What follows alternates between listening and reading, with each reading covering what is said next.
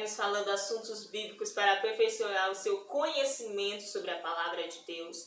E o tema da semana é as lições espirituais sobre o altar. E hoje a gente estará trazendo a parte 1 desse tema. Desde já eu peço que vocês se inscrevam aí no meu canal, dê o seu joinha, compartilhe. Falei, o tema da semana é as lições espirituais sobre o altar. E nessa semana o entrevistado é o irmão Luiz Serva. Desde já muito obrigada. De nada, para mim é uma alegria participar dessa entrevista.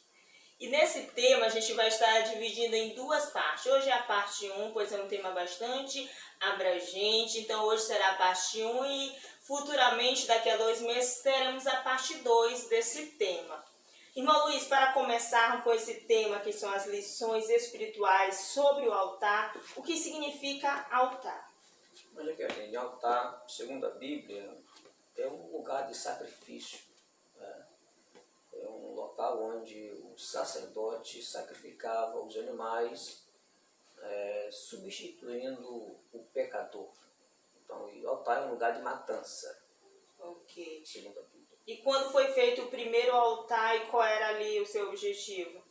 Olha, a Bíblia registra ali o primeiro altar em Gênesis capítulo 8, versículo 20, ali após Noé sair da arca, não é isso? Então, ele, como uma forma de gratidão a Deus, ele levantou um altar e fez um sacrifício ali a Deus, agradecendo a ele, e de fato Deus aprovou aquela ação de Noé, recebendo ali aquele momento de adoração da parte do patriarca. Nos dias atuais ainda existe altar para o cristianismo? Olha, biblicamente falando, irmã Jaqueline, não existe mais altar.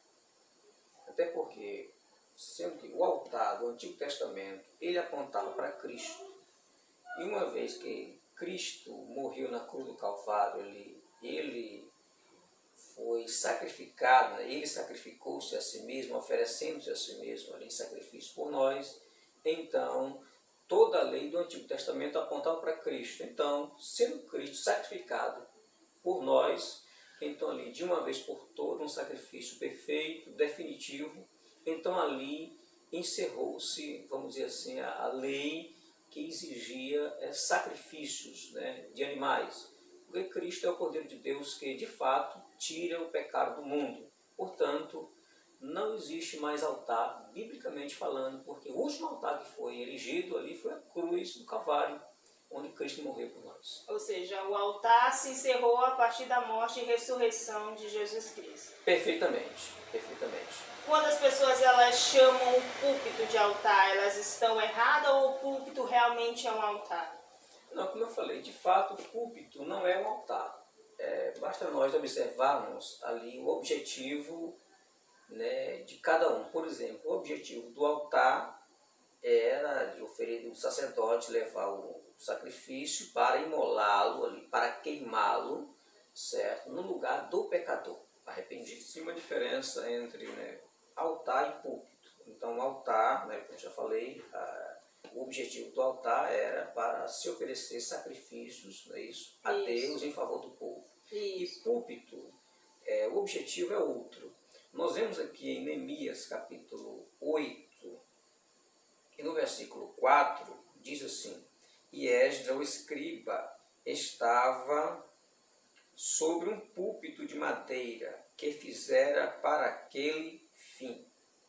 Olha só a diferença. O púlpito de madeira que eles fizeram aqui foi exatamente para Esdras ficar numa posição, vamos dizer assim, elevada, de sorte que todos que estivessem ao seu redor pudessem lhe observar, lhe enxergar. Então ali ele estava ensinando a palavra de Deus, ministrando a palavra de Deus para os seus irmãos ali, né, israelitas. Então, o púlpito hoje tem essa função do pregador, né, do pastor, né, do obreiro, ele subir no púlpito para ministrar a palavra de Deus. Então a função a gente percebe que é totalmente diferente uma da outra.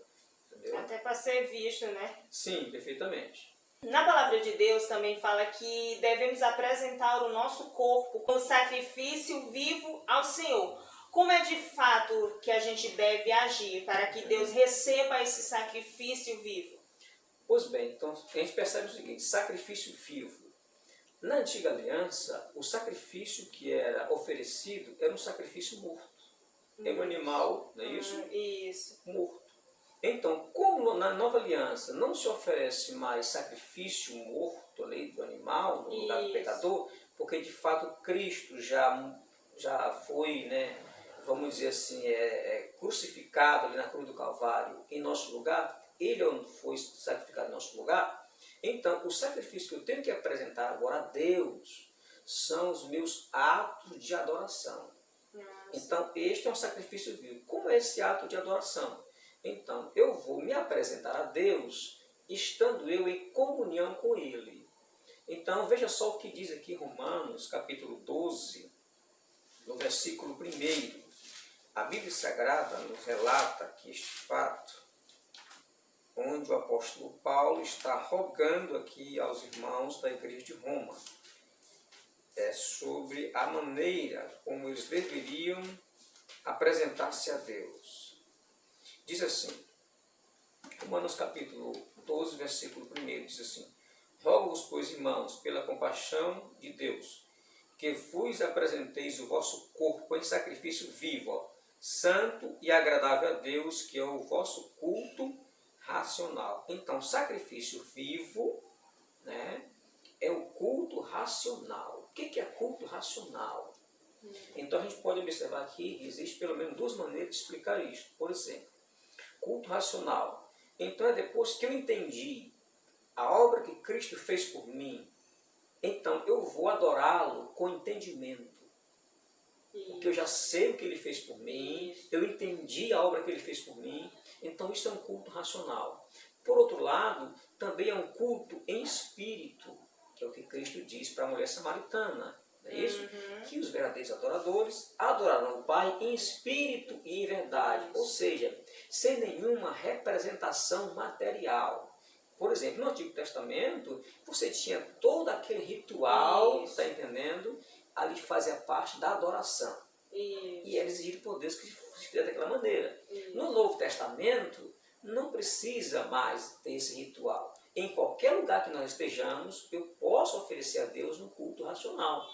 Primeiro, porque eu entendi a obra que ele fez por mim na cruz do Calvário. Em segundo lugar, eu vou adorá-lo em espírito e em verdade. Em espírito por quê? Porque Deus é espírito. E em verdade por quê? Porque eu estou adorando a Deus de acordo com a verdade que a Bíblia Sagrada me ensina. Então esta é a explicação. E nesses sacrifícios, antigamente, eles colocavam os animais sem mancha, sem raiva, tinha todos esses critérios. E hoje, já nós que somos esses sacrifícios vivos, podemos nos apresentar a Deus de qualquer forma ou não? Temos que ter elementos, temos que ter alguns critérios para chegar na presença de Deus ou não? Deus recebe qualquer um, de qualquer forma? Não, Deus recebe de qualquer forma. Primeiramente, para uma pessoa adorar a Deus em espírito e verdade, essa pessoa necessariamente, obrigatoriamente, tem que ser uma pessoa que nasceu de novo. Certo? Então, esse é um dos critérios. Nasceu de novo, por exemplo, eu sempre digo o seguinte, meu Jaqueline, que uma pessoa que é viva espiritualmente, ela não adora um Deus morto. Certo? E uma pessoa que é morta espiritualmente, ela não adora o Deus vivo. Entendeu? Por isso que ele fala em sacrifício vivo. Isso. Eu estou vivo aqui fisicamente, mas também estou vivo espiritualmente. Isso. Ou seja, e a forma de nós nos apresentarmos a Deus, o salmista Davi já entendia isso muito bem. Ele disse, o sacrifício para Deus é um espírito quebrantado. Ou seja, eu tenho que me apresentar a Deus já com o coração quebrantado, arrependido, sabendo que eu não mereço, está entendendo as benesses de Deus, as bênçãos de Deus. Então, eu vou para Deus da maneira como foi aquele, vamos dizer assim, publicano, que estava orando a Deus, dizendo, eu não posso nem levantar a cabeça, não é isso? Até lamentando pelos seus pecados. É assim que é um coração quebrantado. Deus rejeita alguns sacrifícios cristãos e por quê? Claro sim que ele rejeita, está entendendo? Como eu falei, o critério que eu disse para você é isto, a adoração que Deus aceita é a adoração em espírito e em verdade. E por que que ele rejeita, não é isso? Isso. Os sacrifícios. Isso. Quando a pessoa se apresenta a Deus de uma maneira, vamos dizer assim, imprópria. De maneira imprópria seria esta, você está entendendo? Por exemplo, Deus, usando o profeta Isaías, ele já disse assim, esse povo me honra com os lábios. Isso. Mas seu coração está longe. Está longe. Está longe de mim. Então, uma pessoa que se apresenta a Deus, ele pode cantar bem, você está entendendo? Ele pode pregar bem, ele pode orar muito bem, ele pode jejuar, ele pode fazer o que ele quiser. Mas se ele não estiver em comunhão com Deus, se ele não estiver adorando a Deus em espírito e em verdade, com sinceridade, com quebrantamento de espírito, Deus rejeita esse sacrifício. Por quê? Porque é o chamado sacrifício de tolo. Entendeu? Isso, verdade. E existe também aquele tipo de pessoas que a pessoa está no erro e prega, e às vezes as pessoas veem o mover de Deus e alguns questionam, como é que Deus usa aquele fulano de tal que está no erro? Mas teve um certo relato que eu ouvi, mas é que o poder está na palavra de Deus. Então, se aquele mover aconteceu, não é nem porque aquela pessoa não estava da forma adequada, porém ele estava pregando a palavra. Então, as pessoas muitas das vezes confundem isso, de dizer, nossa, aquela pessoa está toda errada, mas prega e a gente sente a presença de Deus e às vezes interpreta de modo equivocado. Né? Por exemplo, vai existir um grupo de pessoas que vão reclamar para Jesus lá no dia do juízo. Vão dizer, olha, eu preguei no teu nome, eu expulsei demônios, eu fiz maravilhas em teu nome. O que Jesus vai responder para eles? Apartai-vos de mim, vós que praticais a iniquidade. Eu pergunto, esse povo estava onde? Dentro da igreja. Luiz, existe um estilo de cultuar a Deus? Não, Jacqueline, não existe um estilo. Essa questão de cultuar a Deus varia, vamos dizer assim, de região para região, de país para país. É uma questão cultural, né? Vamos dizer assim, os irmãos africanos, eles adoram a Deus de uma maneira diferente da nossa, né? Isso. Por exemplo, os indígenas também adoram a Deus de uma maneira diferente.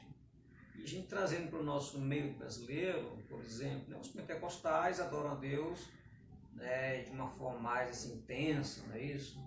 São mais, assim, como que pode ser? Mais fervorosos, né, isso, na hora de adorar a Deus. Os tradicionais são mais comedidos, né? Falam amém somente, e aí ficam mais quietos, né? Entendeu? Então existe essa diferença e varia de região para região. Entendeu? E Deus, ele habita em qualquer pessoa? Jacqueline, é o seguinte, essa questão de Deus habitar em qualquer pessoa é o seguinte, ele poderá habitar sim em qualquer pessoa, desde que essa pessoa, ao ouvir a mensagem do Evangelho, esta pessoa corresponda a esta mensagem de Deus. Por exemplo, a Bíblia diz, né, Jesus Cristo mesmo disse que no Evangelho de João, capítulo 14, no versículo 23, Jesus disse assim, se alguém me ama, guardará a minha palavra, e meu Pai o amará, e viremos para ele e faremos nele morada. Então, veja só, para que Deus habite em alguém, o critério que a Bíblia exige é este. Você ouve a mensagem de Deus, né? Se converte a Cristo, crê na mensagem, então a partir desse momento você passa a amar a Deus, e Deus também te amará, e passará a habitar, né, nesta pessoa que realmente correspondeu à mensagem do Evangelho. Ok.